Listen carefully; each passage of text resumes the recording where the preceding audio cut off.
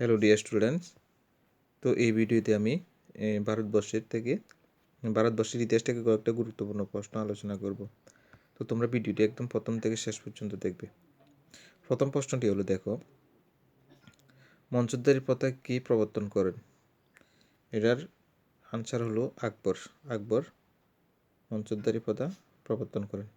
এরপর প্রশ্নটি হলো, যাবতী প্রথার রূপকার কে ছিলেন? এটার আনসার হলো টোডরমল। এরপর প্রশ্নটি হলো, জাহাঙ্গীরের রাজত্বকালে কোন ইংরেজ পর্যটক ভারতে আসেন? তো এটার আনসার হলো স্যার টমাস ব্রো। এটার আনসার হলো স্যার টমাস ব্রো। এরপর প্রশ্নটি হলো, আগ্রা তাজমহল কে নির্মাণ করেন? এটার আনসার হলো শাহজাহান। এরপর প্রশ্নটি হলো, ঔরঙ্গজেব কোন শিখ গুরুকে হত্যা করেছিল?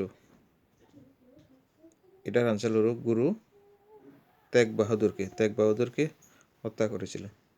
এরপর প্রশ্নটি হলো, শের শাহের হিন্দু সেনাপতি কে ছিলেন? শের শাহের হিন্দু সেনাপতি ছিলেন ব্রহ্মজিৎ গৌর।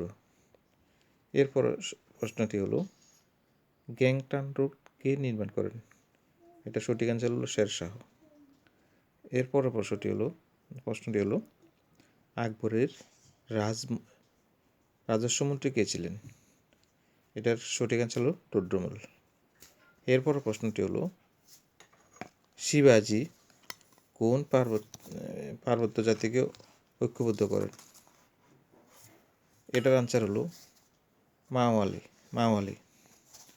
এরপর প্রশ্নটি হলো, শিবাজি